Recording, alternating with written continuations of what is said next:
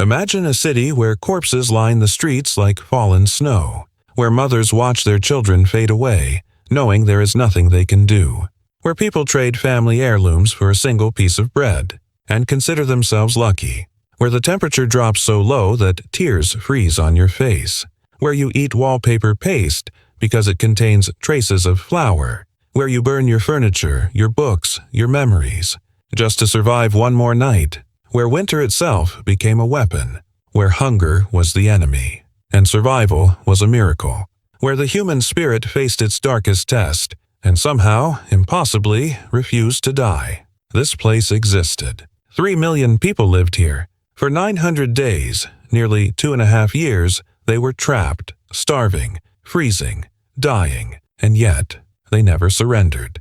This is the story of Leningrad, a city that endured 900 days of siege, starvation, and suffering, and somehow still stood. A city where over 1 million people died, not from bombs or bullets, but from hunger and cold.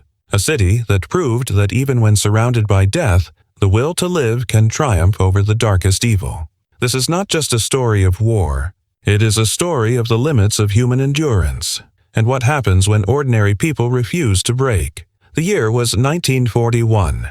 Hitler's armies had swept across Europe. Poland, France, Norway, all had fallen. The Nazi war machine seemed unstoppable. In just 2 years, Germany had conquered most of the continent. The swastika flew from the Atlantic to the borders of the Soviet Union. But Hitler's ambitions didn't end there. Now, the Nazi war machine turned eastward toward the Soviet Union.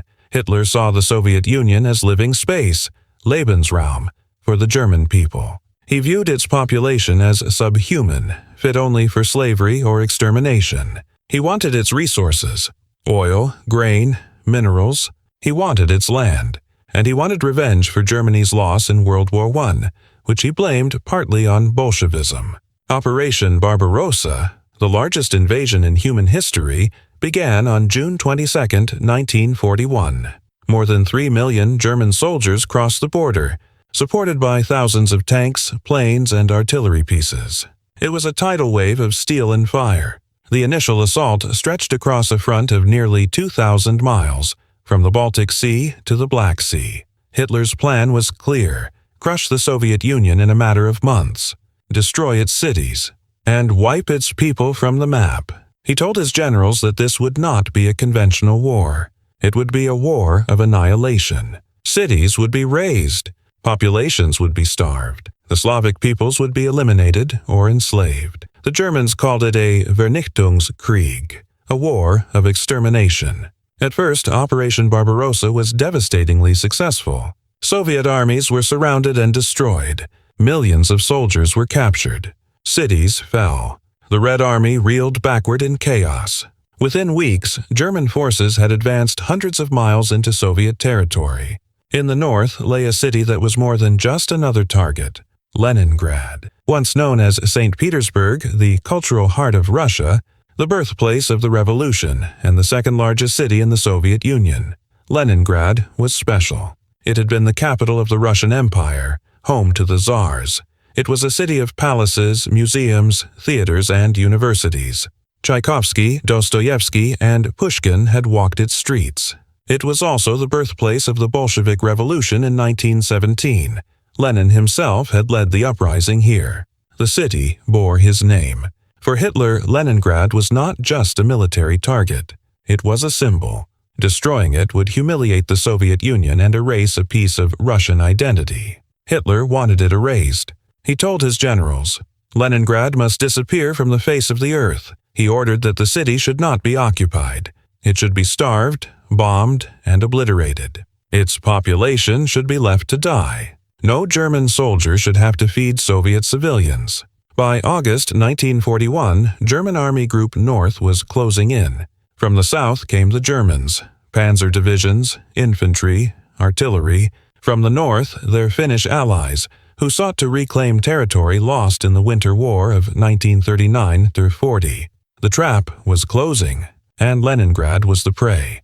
The Soviet defenders fought desperately to hold the Germans back, but the Wehrmacht was too strong, too fast. Town after town fell. The front lines drew closer to the city. By September 8, 1941, the last roads were cut. Leningrad was encircled. The siege had begun. 3 million people, civilians, soldiers, workers, children, were now trapped inside a city under attack. There would be no escape. Within days, the bombs began to fall. German artillery rained shells on the city day and night. The Germans positioned their heavy guns just outside the city limits. They could hit virtually anywhere they wanted. Factories, apartment buildings, hospitals, schools, nothing was spared. Fires burned out of control. Water, electricity, and food supplies were destroyed. Factories shut down. On September 8th, the same day the siege began, German bombers struck the Badaev warehouses, massive storage facilities containing much of Leningrad's food reserves. The warehouses erupted in flames. Sugar melted and ran into the streets. Butter, flour, meat, all burned to ash. The fire burned for days. The smell of burning sugar hung over the city, a cruel reminder of what had been lost. With that single strike, Leningrad's ability to feed itself was crippled. Warehouses filled with grain and flour were hit by incendiary bombs. Their contents burned to ash. The city of 3 million was now cut off from the world. There was no way in, no way out, and winter was coming. By October, food was running out. The Soviet authorities began rationing immediately, but the situation deteriorated rapidly. The bread ration, the only thing most people had left, was reduced again and again. At its lowest point in November and December 1941, workers received just 250 grams a day, and children and the elderly only 125 grams. 125 grams, that's about 4 slices of modern sandwich bread. Except this wasn't real bread. Half of that was sawdust and cellulose. Barely food at all. The bread was dark, gritty, and tasted like wood. Because it was wood, bakers mixed in anything they could find. Sawdust, cottonseed cake, pine bark, wallpaper paste, but it was calories. And calories meant survival. People lined up for hours in the freezing cold, hoping the ration center would still have something left when they reached the front. Sometimes they collapsed in line and never got up. Hunger became the city's greatest enemy. At first, people could cope, but as weeks turned into months, starvation took hold. It begins slowly. You feel tired. Your mind gets foggy. Your body weakens. Then your muscles start to waste away. Your face becomes gaunt, your eyes hollow. Your skin turns gray. You move slowly, mechanically, conserving every ounce of energy. Eventually, you can't get out of bed. You lie there, too weak to move, waiting for the end. People began to collapse in the streets. Bodies lay frozen in the snow for days because no one had the strength to bury them. The city became a landscape of the dead. Corpses lay everywhere, in doorways, on sidewalks, in parks. The living stepped over them, too exhausted to care. At first, people tried to give the dead proper burials, but as the deaths multiplied, it became impossible. Bodies were stacked like firewood, waiting for spring when the ground would thaw enough to dig graves. Cats, dogs, birds, all disappeared. Pet owners faced an agonizing choice: kill their beloved animals for food or watch their children starve. Soon, there were no more pets. Then the rats disappeared. Then the crows. Anything that could be eaten was eaten. People made soup from leather belts. They scraped paste from under old wallpaper because it contained traces of glue made from animal products. They ate carpenter's glue, boiled tree bark, dug up flower bulbs from parks. Rumors spread of cannibalism. At first, no one wanted to believe it. But as the winter deepened and the death toll climbed, the unthinkable became reality. By winter, it was no longer rumor. It was reality. The NKVD, the Soviet secret police, established special units to investigate cases of cannibalism. They arrested hundreds. Some were executed. Others were sent to labor camps. Most of the cannibalism involved eating those already dead. But there were darker cases of people luring victims, especially children, into their homes. It was a horror beyond comprehension. But through all this, the city refused to surrender. While civilians starved inside the city, Soviet troops held the line outside, preventing the Germans from breaking through.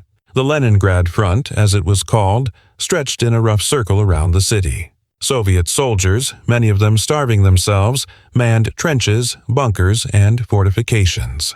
They knew that if they failed, the city would be lost. Their families were behind them. There was nowhere to retreat.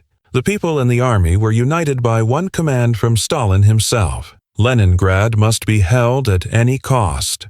Stalin's orders were clear. Surrender was not an option.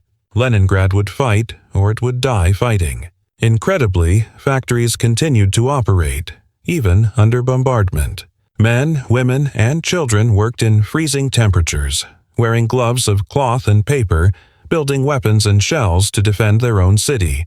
The Kirov tank factory, under constant fire, produced hundreds of tanks that rolled straight to the front lines, sometimes driven by the same workers who built them. Workers who could barely stand from hunger assembled artillery shells, rifles, and ammunition. Women operated lathes and welding equipment with frozen, blistered hands. The factory floors were unheated. Ice formed on the machinery. Workers wore every layer of clothing they owned. When the power failed, they worked by candlelight. When the walls were hit by shells, they cleared the rubble and kept working. Tanks rolled out of the factory gates and directly into battle, sometimes without paint, sometimes still warm from the welding torches. Music, too, did not die. In the darkest days of the siege, something extraordinary happened. In the summer of 1942, the Leningrad Symphony Orchestra reunited to perform under composer Dmitri Shostakovich's Seventh Symphony, the Leningrad Symphony. Shostakovich had written it during the siege. He had been in Leningrad when the bombs began to fall. He had served as a firefighter, putting out incendiary bombs on rooftops. He had written music while the city burned around him. The symphony was a musical depiction of the siege, of invasion, of resistance, of defiance. Getting enough musicians to perform it was a challenge. Many had died. Others were too weak to play. The conductor, Karl Eliasberg, had to recruit musicians from the military, pulling soldiers from the front lines to play instruments. They rehearsed in freezing halls, their breath visible in the air, their fingers numb. On August 9, 1942, they performed it inside the starving city. The concert hall was packed. People came in ragged clothes, their faces gaunt, their eyes hollow. But they came. The sound of defiance echoed through bombed-out streets, broadcast by loudspeakers to soldiers and civilians alike. Even the Germans could hear it beyond their lines. It was not just music. It was resistance. It was a message. We are still here. We are still human. You have not broken us. As winter deepened, the only hope for Leningrad came from the east, across Lake Ladoga. Lake Ladoga is the largest lake in Europe. In summer, it was impassable for heavy vehicles. In winter, when it froze, it became a lifeline. When the lake froze, Soviet engineers built a supply route right over the ice. They called it the Road of Life, Doroga Zhizny. It was a thin, fragile thread connecting the dying city to the outside world. But it was all they had. At night, convoys of trucks drove across the frozen lake, headlights off to avoid enemy aircraft, bringing flour, fuel, and medicine into the city, and evacuating the weak and the dying out. The drivers were heroes. They drove in sub-zero temperatures, in total darkness, across ice that groaned and cracked beneath their wheels. The ice cracked. The ice was never fully stable. Sometimes it was too thin. Sometimes the weight of the trucks caused it to break. Many trucks broke through. Men and women drowned in the freezing water. Entire convoys disappeared beneath the ice. Drivers had seconds to escape before the cold water claimed them. But still, the convoys came.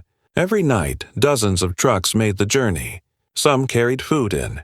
Others carried people out. Evacuees, mostly children and the sick, fleeing the city. For those trapped inside Leningrad, it was the only link to the outside world.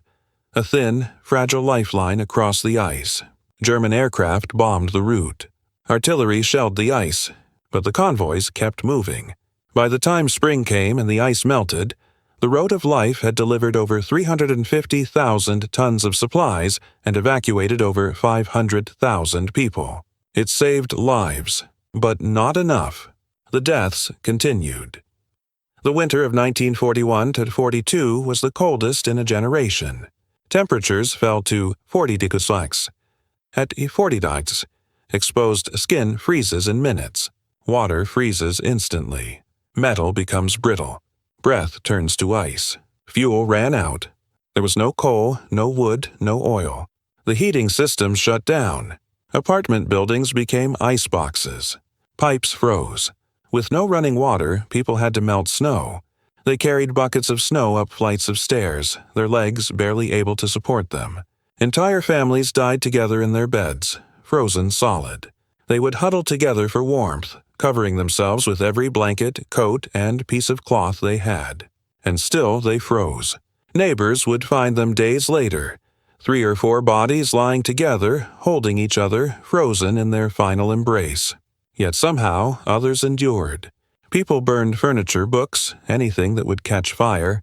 Books from personal libraries, classics, novels, poetry, went into the stove. Wooden chairs, tables, floorboards. People tore down fences, door frames, even wooden wall panels. Anything that would burn. Children learned to melt snow for drinking water. Mothers traded keepsakes for a few crumbs of bread.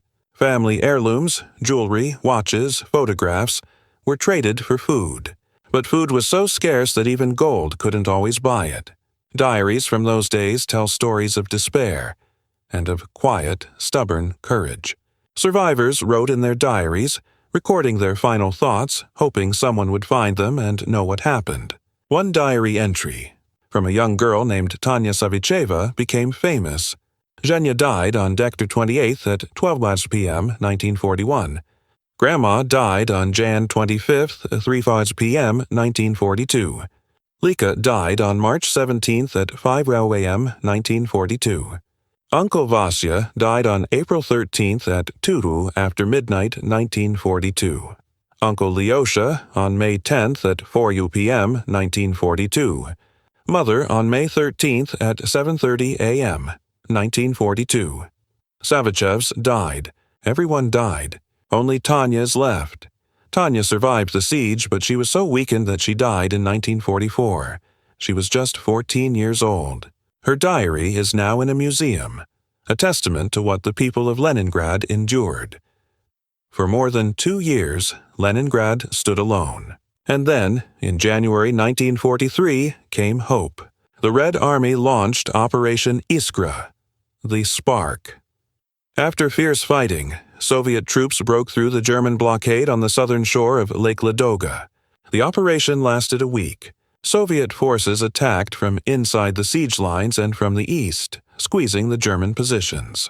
On January 18, 1943, the 2 Soviet fronts met. The encirclement was broken. A narrow land corridor, just 10 kilometers wide, was opened. It was narrow, and it was still under German artillery fire, but it was a lifeline. Supplies finally began to flow.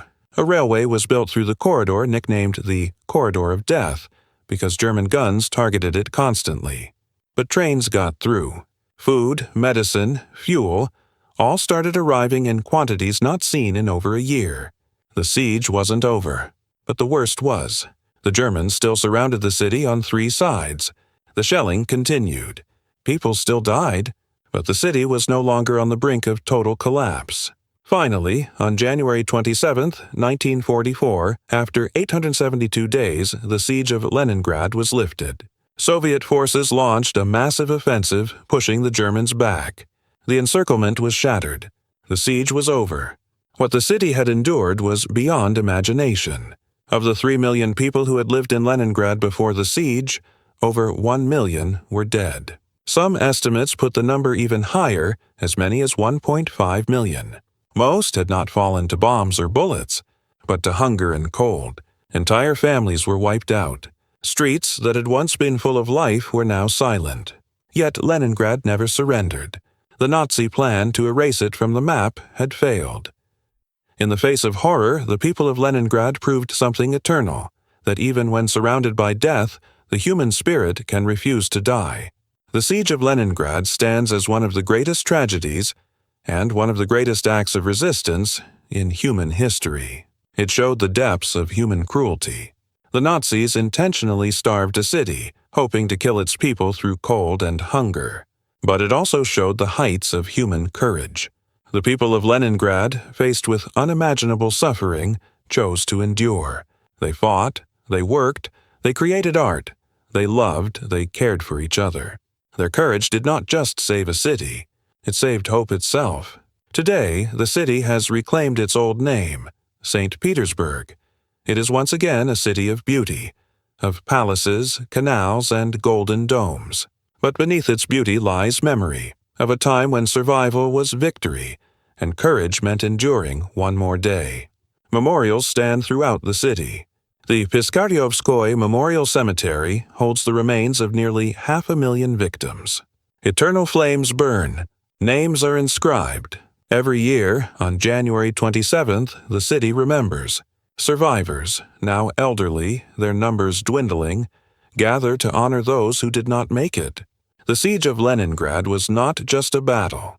It was a miracle of endurance, and a reminder of what humanity can withstand when it refuses to surrender. 900 days. 900 days of hell. But in the end, the city stood. The people stood, and the light never went out. This was Leningrad, a city that chose to endure, a people who refused to die, and a testament to the unbreakable strength of the human spirit.